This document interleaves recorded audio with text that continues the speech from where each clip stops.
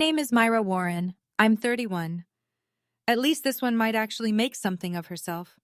That is what my father said, standing over my hospital bed, 6 hours after I gave birth to my daughter. My husband clenched his fists. My mother-in-law grabbed his arm. My own mother stared out the window like she'd gone deaf. And me? I just held my baby girl against my chest and smiled. Because for 31 years, I'd been the invisible Warren, the one who sat at the end of the table, the one whose name came up only when someone needed something done quietly. But for the last 4 years, I'd been keeping a secret. And if it ever came out, it would flip everything my father believed about this family upside down. I didn't plan what happened at that brunch. I just finally stopped pretending it didn't hurt. Before I go on, please take a moment to like and subscribe, but only if you genuinely connect with this story. And if you're watching right now, drop your city and your local time in the comments. I'd love to know who's out there. Now let me take you back 4 years. To the night I found out my parents were about to lose their house.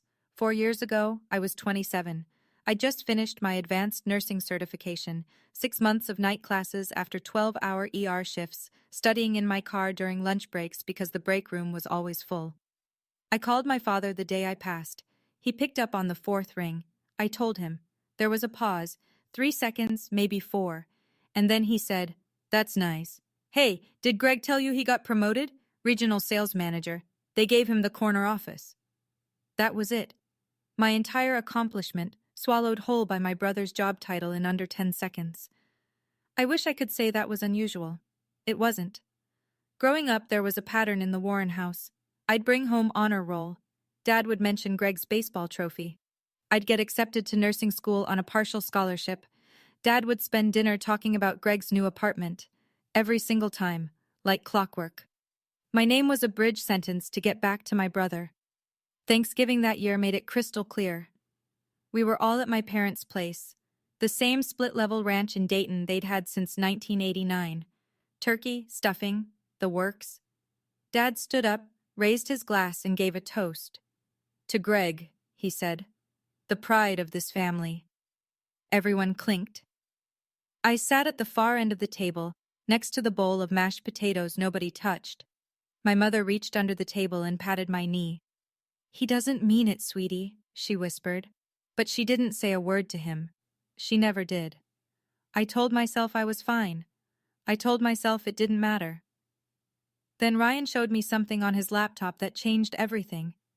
Ryan, my husband, is a structural engineer. Steady hands, steady head. He'd been helping my parents fix things around their house for years. Leaky faucet, sagging porch steps, a cracked foundation wall in the basement. Dad never thanked him, but Ryan went anyway, because that's who he is. One Saturday, Ryan drove over to replace a corroded pipe under their kitchen sink. Mom was at the grocery store, Dad was napping in his recliner, and sitting right there on the kitchen counter, half hidden under a coupon flyer, was an envelope from the mortgage company. Ryan wasn't snooping, it was open. The red print was hard to miss. 3 months past due, 62 days to resolve or face foreclosure proceedings. He took a photo with his phone. That night, he showed me. I couldn't breathe. My father had retired early at 59. His back gave out after 31 years at the plant. He told everyone he was set, comfortable, that his pension and savings had it covered. "We don't need a thing," he'd say whenever anyone asked. "Warrens take care of themselves." It was a lie. His pension covered maybe 60% of their expenses. The rest had been bleeding out of savings for 2 years. I called Greg, figured maybe we could split something. His voice got tight immediately. "Yeah, I've been meaning to help, but things are tight right now. The divorce, you know." I knew. Greg's ex-wife got the condo. Greg got the debt. The golden child was drowning, too. He just had a nicer suit on while he sank. I lay awake that whole night, staring at the ceiling fan going in slow circles. I hated how my father treated me, but I couldn't watch my mother lose her home, so I called the one person I trusted with money. And she happened to be my mother-in-law. Linda Callahan is Ryan's mother, 58, widowed, retired from a 30-year career as a CPA. She's the kind of woman who wears reading glasses on a chain and can calculate a tip to the penny without looking at her phone. She raised Ryan alone after his father passed from a heart attack when Ryan was 14. She doesn't waste words. She doesn't waste money, and she doesn't tolerate cruelty. I sat at her kitchen table and told her everything. The overdue notice, the pension gap, Greg's silence, Dad's pride. Linda took off her glasses, set them on the table, looked at me for a long moment. "If you're going to do this," she said, "do it right. Don't let them know." She introduced me to Margaret Bowen, a financial advisor she'd worked with for years. Quiet, precise, trustworthy. Within 2 weeks, Margaret set up a modest trust, nothing fancy, that would route a monthly transfer of $2,800 from my savings into my parents' checking account. On their end, it would show up as a supplemental benefit. Clean, untraceable without digging. Ryan held my hand the night I signed the first authorization. "You sure?" he asked. "No," I said. "But I'd rather live with this than live with guilt." The first transfer hit in March. That same week Dad called Greg. I heard about it later from Mom. "Looks like the pension office finally fixed my benefits," Dad had said, proud as ever. Greg's response, "See? I told you it'd work out." Nobody thanked me. Nobody even knew. And that became the shape of the next 4 years. $2,800 a month. 48 months. Keeping the lights on in a house where my name was never the one they toasted. 2 years in, the transfers kept going, quiet, automatic, invisible.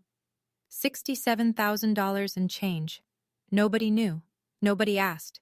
I didn't keep a running tally back then. I tried not to think about it. Every month, a notification would pop up on my banking app, and I'd swipe it away like a bill I'd already accepted.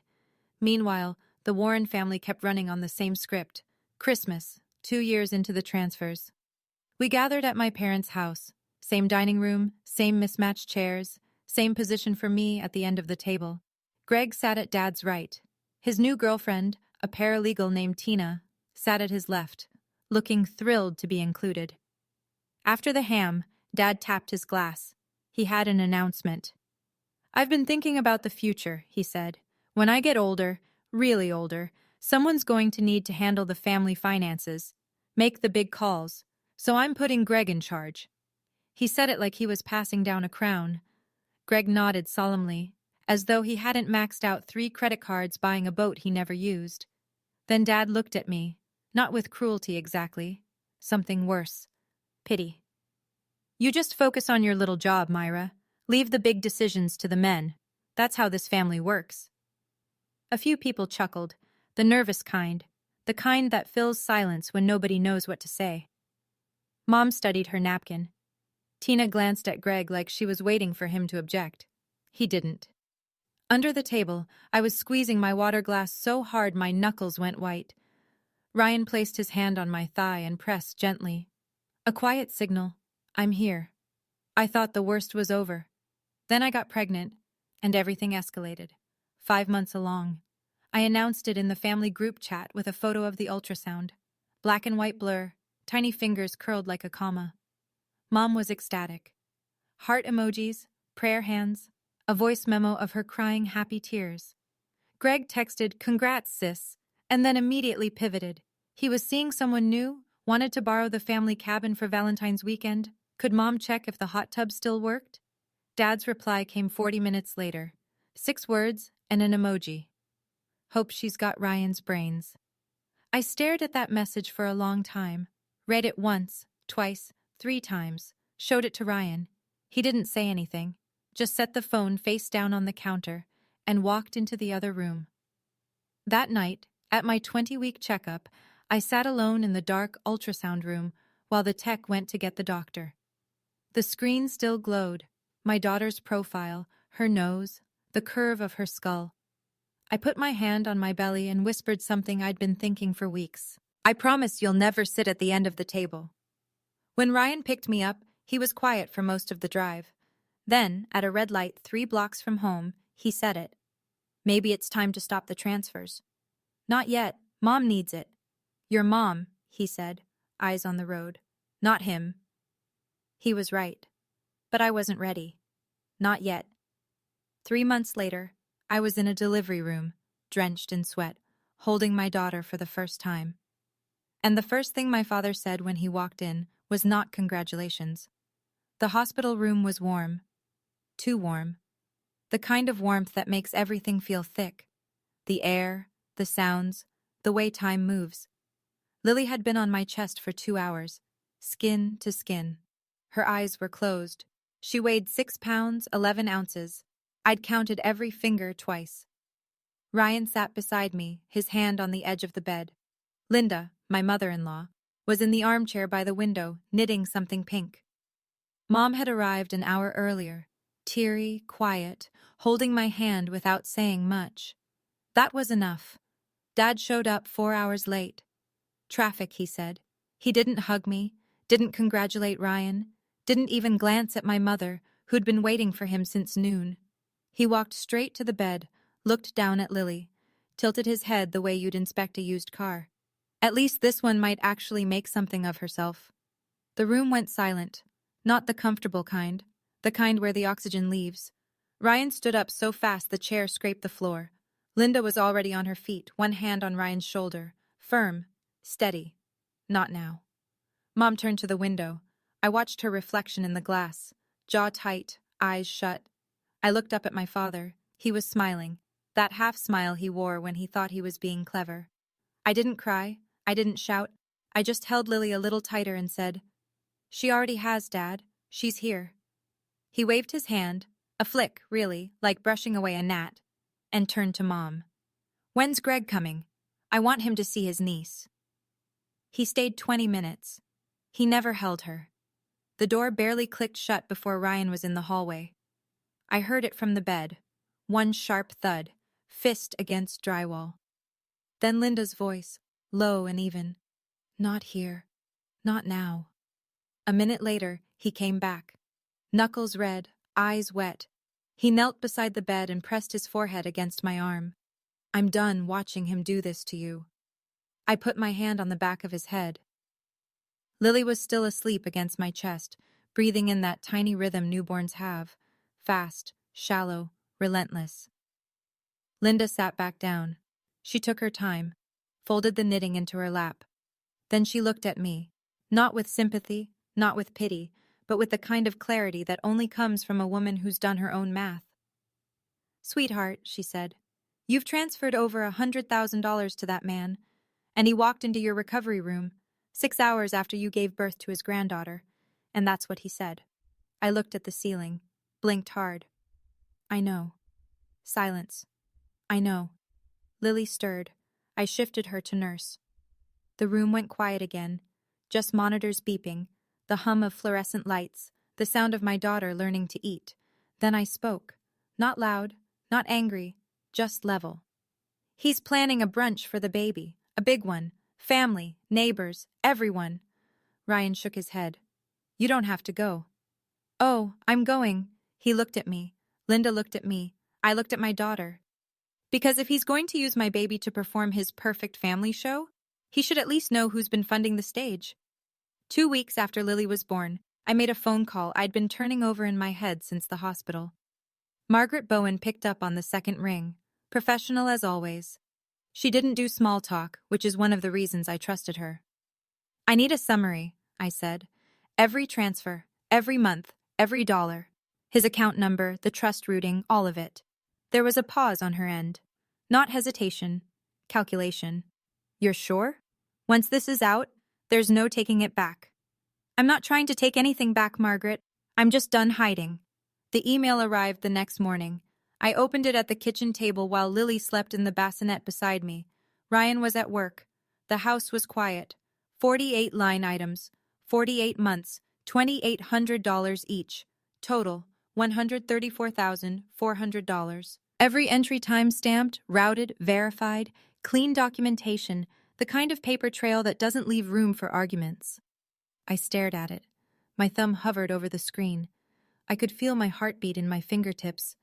Then I closed the phone, set it face down on the table, walked to the bassinet and watched my daughter sleep. Not yet. That's what I told myself. Not yet. I saved the file. Didn't tell anyone except Ryan, who nodded once, and Linda, who said, "Good." I still didn't plan to use it at the brunch. I want you to understand that. I was genuinely hoping, the way you hope against every shred of evidence that my father would walk into that party and just be a normal grandfather for one afternoon. But then he called about the seating arrangements. Dad called on a Tuesday evening. I was nursing Lily in the rocking chair, one hand holding the phone on speaker. "Brunch is set for Sunday," he said. 30 guests. I reserved extra folding chairs from the church. I'll handle the speech. You just bring the baby and smile. "Can I say a few words too?" I asked. A beat of silence, then that tone, the one that sounds patient but means the opposite. "About what, Myra?" "Let me handle it. I know what people want to hear." I heard Mom's voice in the background, muffled, asking something about napkins. Then Dad's voice dropped, the way it does when he thinks he's being quiet but isn't, and I heard it clearly. "Make sure Greg sits next to me at the head table. Myra can sit with the cousins." He didn't know I was still on the line, or maybe he didn't care. My daughter's brunch, my daughter's welcome party, and I was being assigned to the overflow table like a distant relative who showed up uninvited. I ended the call, set the phone on the armrest, looked down at Lily. She'd fallen asleep mid-feed, lips still parted, milk-drunk and peaceful. I sat there for a long time. The house was still. The ceiling fan clicked on every third rotation. Ryan kept meaning to fix it. Then I picked up my phone and texted Ryan 3 lines. "We're going to that brunch. I'm bringing my phone. And ask your mom to print the backup." He replied in under a minute. Just one word. "Done." I put the phone down and rocked my daughter in the dark. Sunday was 5 days away. Sunday morning. Bright, clear, 72 degrees. The kind of Ohio weather that makes everyone believe in fresh starts. My parents' backyard looked like a magazine spread, or at least Dad's version of one.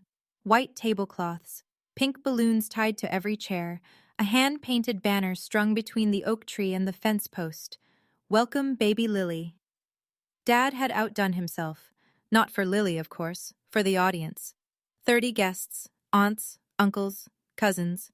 3 neighbors, including Mrs. Dobson from across the street, who'd brought a casserole and her reading glasses. 2 of Dad's old buddies from the plant, Greg and his new girlfriend, whose name I'd already forgotten. Everyone dressed in Sunday casual, holding lemonade, complimenting the yard. Ryan carried Lily in her car seat. I walked beside him, Linda 1 step behind. We came through the side gate, and I saw it immediately. The seating. 2 long tables. The main one, front and center, closest to the house, had place cards. Dad at the head, Greg to his right, Mom to his left, Greg's girlfriend next to Greg. Open seat for one of Dad's buddies. The second table, smaller, pushed toward the back fence near the recycling bins, had no place cards, just plastic cups and paper plates. That's where I was supposed to sit. At my own daughter's welcome party. By the recycling. Aunt Helen, Dad's younger sister, 61, no filter, God bless her, spotted me before I'd even set down the diaper bag. "Honey," she said, hugging me sideways, "why are you all the way back here? This is your baby's party." I looked at the head table. Dad was arranging his speech notes beside his plate. "Ask Dad," I said. Helen's eyes narrowed. She didn't ask. She didn't need to. They served quiche and fruit salad. Dad waited until every plate was full. Then he stood, tapped his glass with a butter knife, and smiled the smile he saves for audiences. Speech time. 30 faces turned. Forks went down. Even Lily stopped fussing in Ryan's arms. 30 years, Dad began. "I've been waiting for this family to give me a granddaughter." He pointed at Greg. "Your turn next, son." Laughter. Easy, comfortable, rehearsed. Then he talked about the Warrens, the legacy, the values. His voice swelled the way it always does when he's performing. The retired foreman giving one last shift speech. "My son, Greg," he said, lifting his glass. "The backbone of this family, the one I know I can count on." Greg raised his glass back. Tina squeezed his arm. Mom beamed. Then Dad's eyes found me. Back table, plastic cup in hand. "And Myra, well..." He paused, chuckled. "We all know she's the quiet one. I just hope little Lily here got her drive from Ryan's side of the family." A ripple of laughter, mostly nervous. Helen didn't laugh. Mrs. Dobson set down her fork. But Dad wasn't done. He walked toward Ryan, who was holding Lily near the dessert table. Dad leaned in, studying her face like he was reading a resume. "But look at her. Strong chin, bright eyes. This one's got potential. He straightened up, grinning.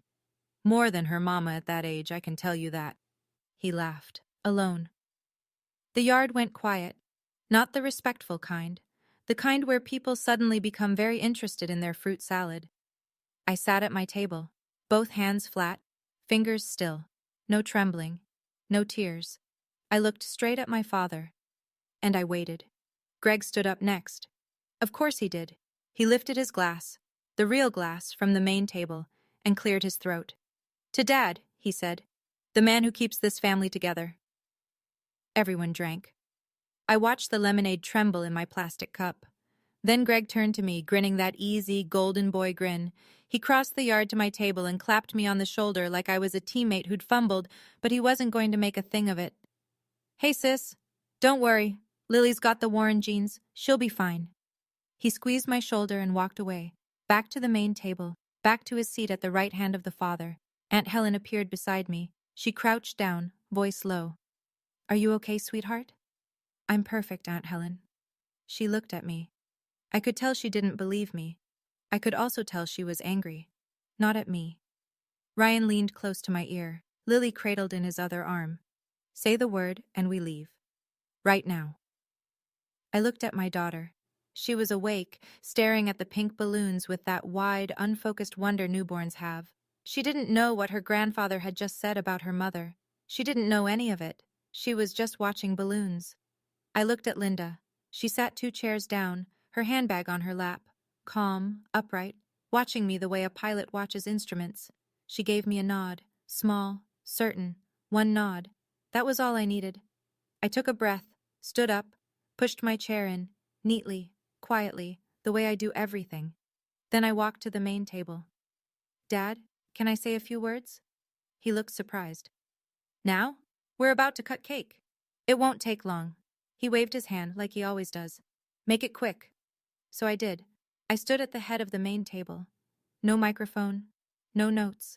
Just me, my voice, and 30 people who suddenly didn't know where to look. Thank you all for being here for Lily, I said. My voice was steady. I made sure of that. She's 3 weeks old, and she's already surrounded by more love than I ever expected. I let that land. A few smiles. Mrs. Dobson pressed her hand to her chest. Dad just said something about hoping Lily got her drive from Ryan's side. I turned to my father. He was still smiling. The frozen kind. The kind that means he's calculating. That's fine. He's been saying versions of that my whole life. The smile cracked. Just a fraction. But there's something everyone here should know. Something I've kept quiet for 4 years. Dad shifted in his chair, his arms crossed. Myra, this isn't the time for drama. You're right, Dad. It's the time for honesty. Mom reached for his arm. Myra, please. I looked at her. Really looked. Mom, I love you, but I need you to listen this time. Just this once. She let go of Dad's sleeve. Her hands dropped to her lap. I saw her chin tremble, but she didn't speak. 30 people. No one moved. A balloon popped somewhere, one of the pink ones tied to the fence, and a cousin's kid yelped. But nobody turned. Every pair of eyes was on me. I felt it then, that weightless electric clarity you get when you've been holding something for so long that finally letting go feels less like a choice and more like gravity. 4 years, $134,000, I saw, and a truth that was about to change everything. 4 years ago, I said, I found out this house was 3 months from foreclosure. The word landed like a stone in still water. I watched it ripple across the yard. Aunt Helen's mouth opening, Mrs. Dobson gripping her armrest, Greg's girlfriend looking at Greg like she was seeing him for the first time. Dad's pension wasn't covering it. Savings were gone. The mortgage company had already sent the final notice. Dad's jaw tightened. That's private family. I'm not finished. He stopped. I don't think anyone had ever said that to him before. Greg couldn't help. I glanced at my brother. No offense, Greg. Greg stared at his plate, his ears turned red. Tina pulled her hand off his arm. So, I set up an anonymous monthly transfer. $2,800 every single month, for 48 months. Whispers. Helen covered her mouth. One of Dad's plant buddies set his glass down slowly, deliberately, like he needed something to do with his hands. I turned back to my father. Dad, you told everyone your pension got adjusted, that the benefits office fixed your account. I held his gaze. It wasn't them. I let the silence do the work. It was me, the quiet one, the one who'd never make something of herself. Dad opened his mouth, closed it, opened it again. That's ridiculous. I never— Check your bank account, Dad. I didn't shout, didn't lean forward, said it the same way I'd say, pass the salt. I turned to Linda. She reached into her handbag, pulled out a printed sheet, 48 lines dated, stamped, and set it on the table in front of him. His phone buzzed in his pocket. He pulled it out. His face went white. A notification from Margaret Bowen. Per Ms. Warren's request, the supplemental trust transfer has been permanently discontinued effective today. Donald Warren stood at the head of his own table, phone in one hand, printed bank statement in the other, and for the first time in my life, he had nothing to say. His face didn't crumble all at once. It happened in stages: confusion, then recognition, then something I'd never seen on my father. Shame. Greg broke first. He pushed back from the table, chair scraping the patio.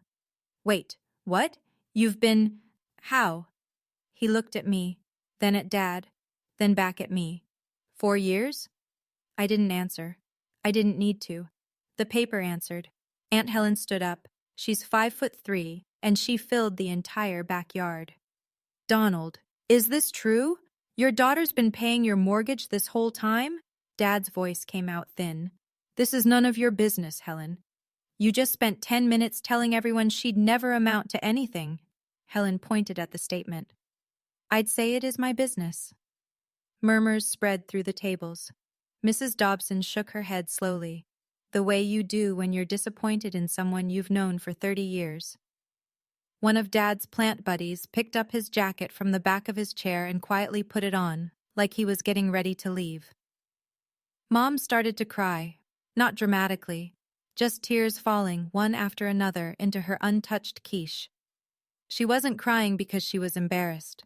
She was crying because she knew. She'd always known I was the one who showed up. She just never had the courage to say it out loud. Dad looked up from his phone. His eyes found mine. You did this to humiliate me. No, Dad. My voice didn't waver. I did the transfers because I love Mom. I stopped them because I love myself. I didn't leave. Not yet. I stood right where I was, 3 feet from my father, 30 witnesses, a warm breeze pushing the pink balloons sideways. Dad, I'm not doing this to punish you. He was still holding the printout. His thumb had smudged the ink on line 37. I'm doing this because Lily is 3 weeks old, and I refuse to let her grow up watching her mother be treated like she doesn't matter. Helen sat back down. She folded her arms and nodded, one firm dip of the chin, like a judge who'd heard enough. If you want a relationship with your granddaughter, I said, it starts with respecting her mother. Not because I pay your bills, not because I proved something today, because I'm your daughter. That should have been enough. Dad's mouth opened, then closed, then opened again. Nothing came out. I'd seen him speechless maybe twice in my entire life. Both times someone else had been in control of the conversation. This time, it was me. I'm not asking for an apology today, I said. I'm telling you the rules have changed. I turned to Mom. She was wiping her eyes with a paper napkin, mascara smudged, hands trembling. Mom, I love you. The door is always open. I paused. But I'm done sitting at the kids' table in my own life. She nodded. Not the dismissive kind she gave at Thanksgiving. A real nod, the kind that costs something. Greg sat frozen. Tina had moved her chair 6 inches away from his without anyone noticing. I looked at the yard, the banner, the balloons, the folding chairs from the church, a party my father had thrown to showcase himself, in a house my father would have lost without me. Time to go. I walked back to the overflow table, picked up the diaper bag, checked Lily's bottle was capped, folded the blanket Ryan had draped over the car seat. Small, ordinary motions, The kind of things a mother does 100 times a day without thinking. Ryan was already standing, Lily in his arms. He hadn't said a word through the whole thing. He didn't need to. He'd been waiting for this moment longer than I had. Linda rose from her chair, gathered her handbag, and walked over to me. She wrapped both arms around my shoulders and pulled me close. Her perfume, lavender, always lavender, mixed with the backyard honeysuckle. "Your father-in-law would have been so proud," she whispered. I bit my lip, nodded into her shoulder. Linda's husband, Tom, had died when Ryan was 14. I never met him, but in that moment, I felt him. We moved toward the side gate. Nobody stopped us. Nobody tried. 30 people parted like water, and we walked straight through. I passed within 2 feet of my father. He was still standing at the head of the table, bank statement in one hand, phone dark in the other, staring at the numbers. I stopped. "Dad?" He looked up. His eyes were red. "I didn't do all of this for a thank you." I held his gaze. "But a thank you would have been nice." I turned and kept walking. Ryan opened the gate. Linda followed. Lily made a small sound. Not a cry, just a murmur. And I adjusted her hat against the sun. The car was parked on the street. Ryan buckled Lily in.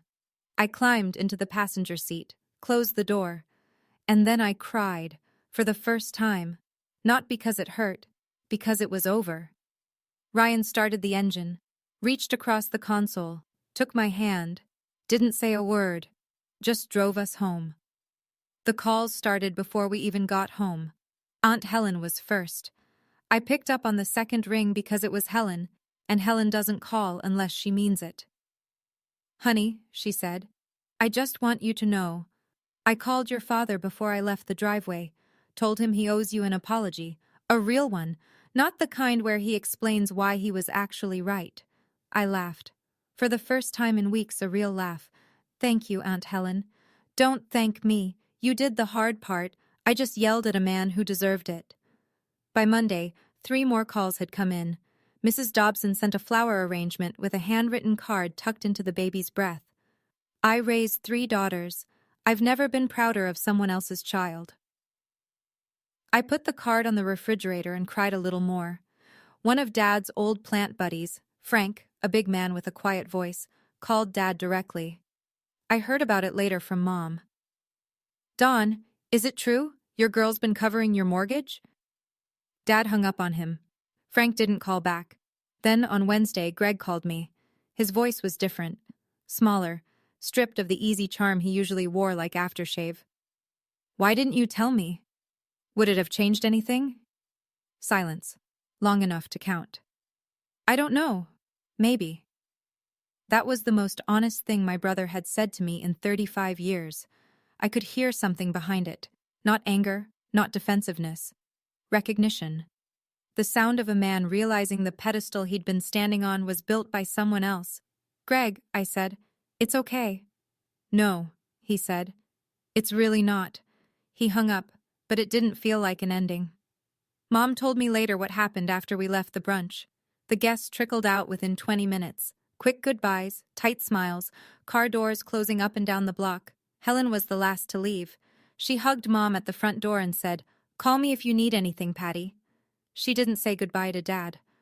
By evening, it was just the 2 of them. The backyard still had the banner up, "Welcome Baby Lily," flapping in the wind like a punchline nobody laughed at. Dad sat at the kitchen table. The printed statement was still in front of him. 48 lines. He hadn't moved it. Mom sat across from him. She told me she poured 2 cups of coffee and didn't say anything for almost 10 minutes. She just waited. Then, for the first time in 40 years of marriage, my mother pushed back. "She kept us in this house, Donald. 4 years." Dad stared at the paper. "She had no right to tell everyone." Mom's voice went flat, hard. A voice I'd never heard her use. "She had every right. You stood up in front of 30 people and told them your granddaughter might succeed in spite of her mother." She leaned forward. "What did you expect?" Dad looked at the window. The backyard was empty now. The chairs were still out, plates still on the tables, a balloon caught in the gutter. The house he'd almost lost, the yard he'd almost surrendered, kept alive, every month, every check, every dollar.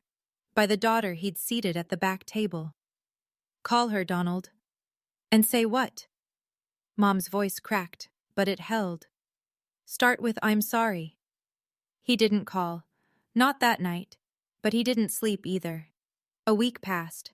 The dust was still settling, but life doesn't stop for family drama. Diapers still needed changing. Night feeds still came at 2 and 5 a.m. Lily still needed me. And honestly, I needed her. It was a Thursday morning, 6:15. The house was quiet. Ryan had already left for a site visit. I was in the rocking chair, nursing Lily in that half-dark, half-golden light that comes through east-facing windows at dawn. And she smiled. Not gas. Not a reflex. She looked up at me, eyes focusing for the first time on something specific, something real. And the corners of her mouth pulled up. Just slightly. Just enough. I sobbed. The ugly, shaking kind. Not because I was sad, because for the first time in weeks, something beautiful happened that had nothing to do with pain. Ryan came home that evening, and I showed him the photo I'd taken. His eyes went soft. He kissed Lily's forehead, then mine. I posted it in the family group chat. No caption needed, but I wrote one anyway. First smile, my whole world. The reactions came fast. Helen, heart emoji, fire emoji, 5 exclamation points. Mrs. Dobson, she wasn't in the chat, but Helen forwarded it, and she texted me separately. Greg sent a red heart. Mom called immediately, crying, laughing, talking so fast I couldn't understand half of it. Dad didn't react. Didn't call. But Mom told me later. Your father sat on the porch and stared at that photo on his phone for 10 minutes. Didn't say a word. Just looked. I didn't know what to do with that. So I told Ryan what I'd been thinking for days. I don't need him to change. I just need him to stop pretending I don't exist. Then, on a Tuesday night, my doorbell rang at 9 p.m. I opened the door. It was my father. Alone. He was wearing his old brown jacket, the one with the frayed cuffs that Mom keeps threatening to throw out. No flowers, no gift bag, no props. Just Donald Warren standing on my porch under the yellow light, looking 10 years older than he had 3 weeks ago. Ryan appeared behind me, one hand resting on my shoulder. Not pushing, not pulling, just there. "Can I come in?" Dad asked. "That depends on why you're here." He looked down at the welcome mat. His work boots were untied, something I'd never seen before. My father tied his boots before he tied his tie. Always. "I'm here because—" He trailed off, swallowed. "Patty told me I should come. And Helen, and Greg." "That's a lot of people telling you what to do," I said. "What about you, Dad? Why are you here?" He didn't answer right away. A moth bounced against the porch light. Somewhere down the block, a dog barked twice and stopped. When he looked up, his eyes were red. Not crying red, exhaustion red. The kind you get from 3 weeks of not sleeping and not admitting why. "I'm here because I'm ashamed." 3 words. Quiet. No performance. No hand gestures. No audience. I searched his face for the act, for the calculation, for the half-smile he used when he was managing a room. It wasn't there. I stepped back, opened the door wider. Didn't say come in, didn't need to. The open door said it. He stepped inside. Ryan squeezed my shoulder once, then disappeared upstairs with Lily, giving us the room. Dad stood in my hallway, hands in his jacket pockets, looking at the family photos on the wall.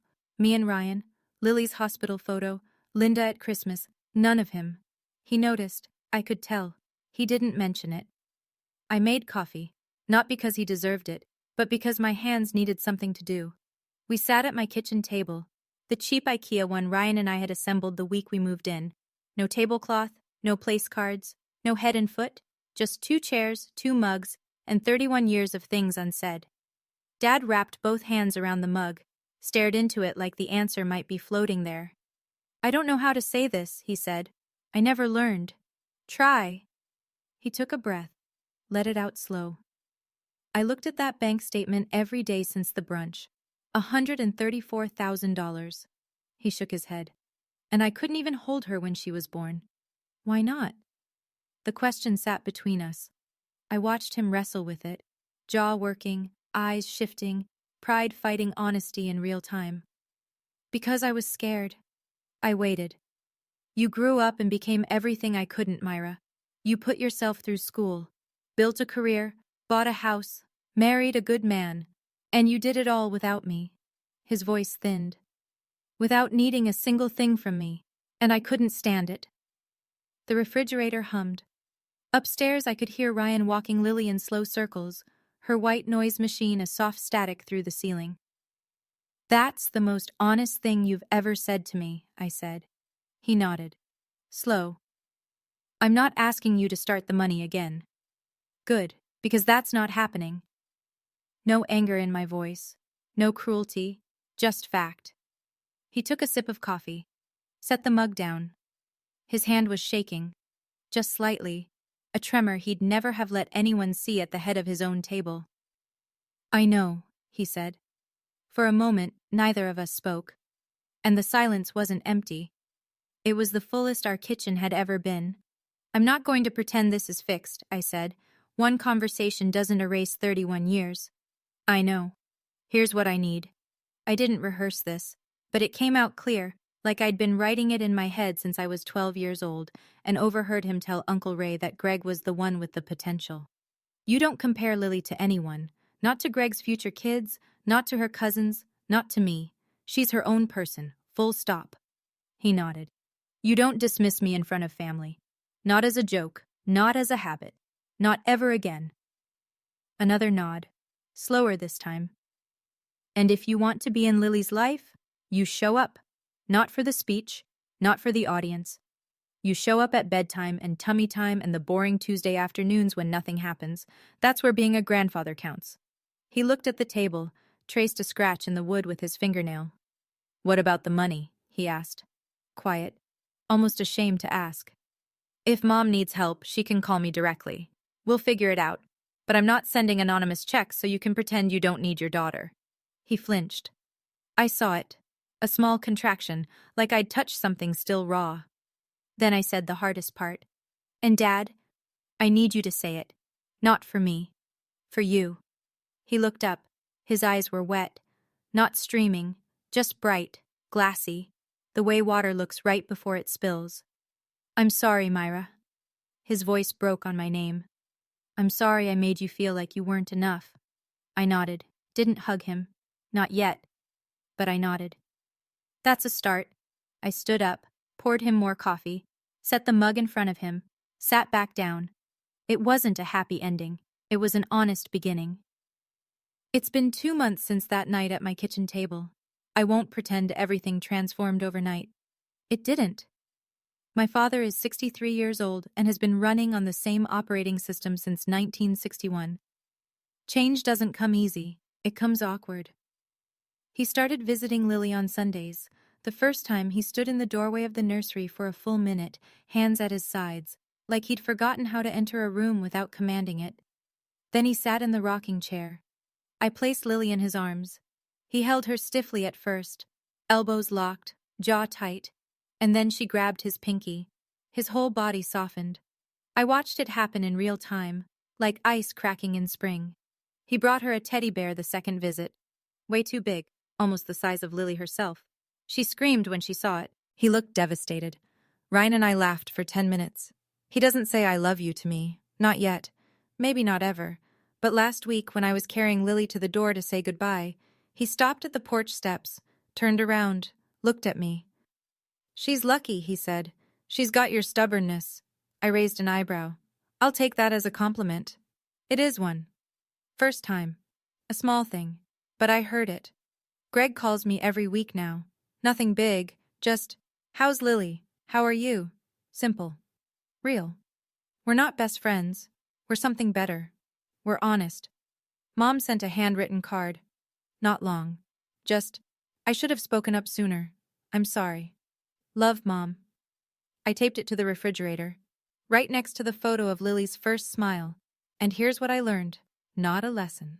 Just something true. You don't have to set fire to the whole house to get warm. Sometimes you just need to stop standing in the cold. If this story reminded you of someone, a parent, a sibling, a version of yourself, I'd love to hear it. Were you the invisible one, or did you finally speak up? Drop your story in the comments. And if this one hit close to home, there are more stories just like it, waiting for you in the description. I'll see you in the next one.